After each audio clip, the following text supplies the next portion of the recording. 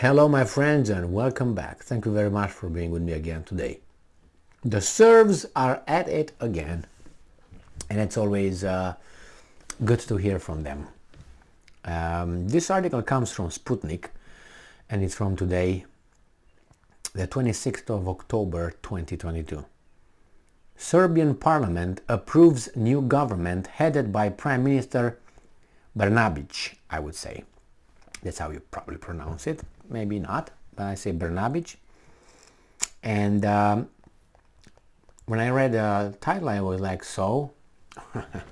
Just read the article and you're going to find out.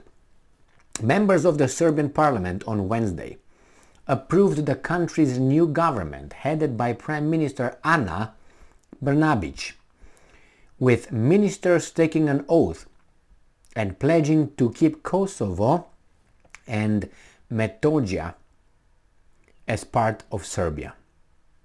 Oh, Metohija. Metohija? I would say Metohija. On Sunday, the ruling Serbian Progressive Party of President Aleksandar Vučić for a new government.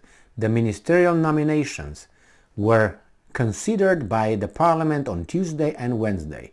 A total of 157 out of 250 Serbian lawmakers approved the new composition of the cabinet led by Brnabić.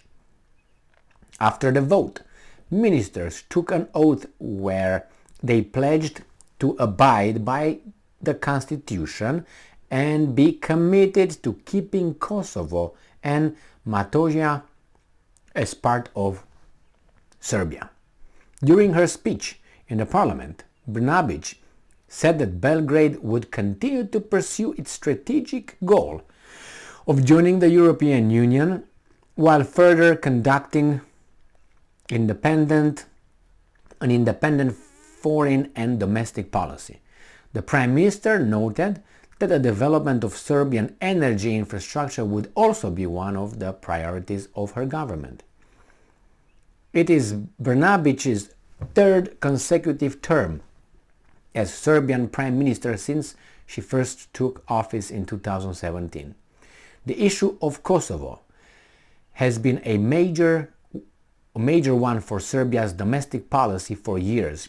In February 2008, Kosovo unilaterally declared independence from Serbia. Is this what Luhansk, Donetsk did in 2015, was it, or 2014? I think so, right? But they were not recognized and that was illegal or something, right?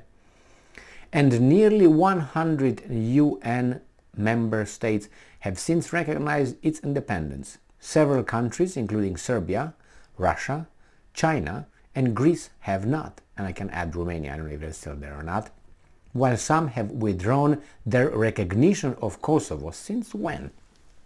They were 102 or something, so now it says nearly 100 or so.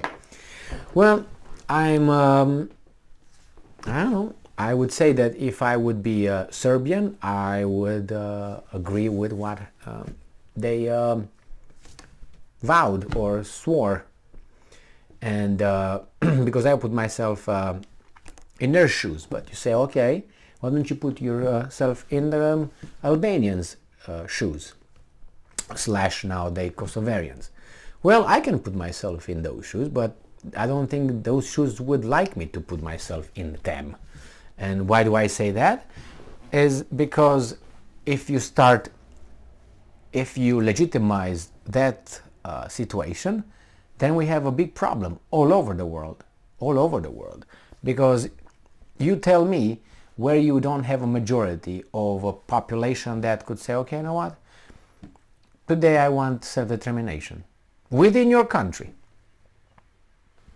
And you say, well, under certain circumstances only. It's true, under certain circumstances you can be, protected from other people from killing you or anything like that. But if that is the case, and this is the argument, that okay, we have to do this because the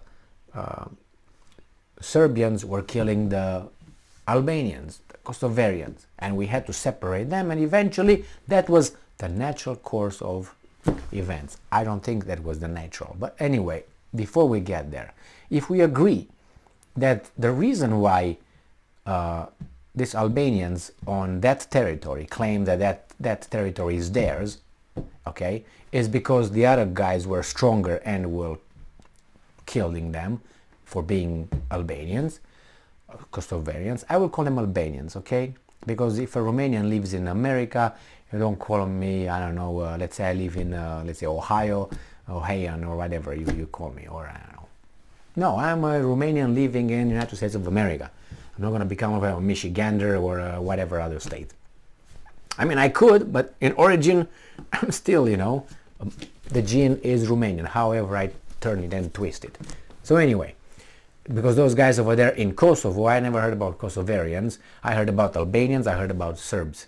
I heard about Serbs living in Kosovo, I heard about Albanians living in Kosovo. I never heard about a new Kosovarian. Whatever, I'm not going to go into semantics. They can call themselves the perfect people. I don't care. Good for them. The point is to live up to the term you call yourself as. But anyway, here we have, this is the argument that these people were killed by the other people, so we have to separate them temporarily, all right? Then okay, well, if that's the main thing and that's why they have to separate them, then what's going on in Ukraine then? What's happening with those Russians? When they said, well, those guys attack us with tanks, the new government that toppled the legitimate, democratically elected government of Yanukovych, then isn't that the same way? No, because those are Russians and we don't care about Russians, but somehow we have to get in the Europe in Kosovo area. So judging by the same standards used here, because these guys were killed by those, so we had to draw a line in between these crazies. All right, well, how about Ukraine? And if not, why not? Don't tell me because they are Ukrainians or are Russians. And if you're going to go a little bit further, I think that those territories where the Russians live, that territories came from Russia. So this territory of Kosovo, I don't remember coming from Albania. You know what I mean? So again, now if you say, well, just separate them. And the guys decided, so we put aside this argument that these guys were killing these guys, that's why we separate them like that. Because if you use that argument, we're going to go to Ukraine and some people would not like it because it's similar, or close to anyway. I would say similar, but even anyway. Maybe the quantity is different, but the idea is the same. You say, okay, the right of self-determination. This is, if you use this second argument, right of self-determination, then what are we going to do? Let's say we are in New Mexico, or let's say we are in California. All of a sudden, California, I know some people, some groups say, well, majority here. We want to create the new country of, let's say, Aslan, if you know what I mean. And what are we going to do? So we determine nobody kills us, because I took only the second example, and we vote and we are new country, Aslan. Bye-bye United States. Oh no, in the meantime we keep the nuclear weapons if we have any here, or the military. All right? So, and then you have, I don't know, let's say Chicago decides to vote. Say, okay, Chicago, we're going to say Chicago is not going to be, I don't know, we're going to call it, I know, Zapakapa. Okay, because this group is majority over there. So you can say we got Kappa Kappa people from Chicago, ex-Chicago, because we're majority. Is that how it's going to work? So both arguments, if you use the first one, you have a problem in Ukraine. If you have the second one, you can have a problem everywhere. Because even if you go to Germany, Germany was formed from different little territories. There are some. Why do you think Austria is not with Germany? Ostreich, the Reich from the Ost, from the East. Why do you think they are not together? Oh, because we're different. Well, it was a little understanding between Austria-Hungary and the other guys. Anyway, that's another example. And many examples. You can look in other countries. I mean, one of them could be Great Britain. Anyway, thank you very much for being with me again today. Good job, these guys. Keep their identity, and that's their right to claim that that's theirs, and the other guys can claim that's theirs, and see where that's going to get. See who's going to kill who. Because I don't think they're going to shake hands unless you do some brain surgery in one or another, on both, or you try to change their culture and their national conscience, if you know what I mean, with the mass media, with politicians, with school, and religion. Thank you very much for being with me again today. Stay strong, stay smart, look for the truth, and be just.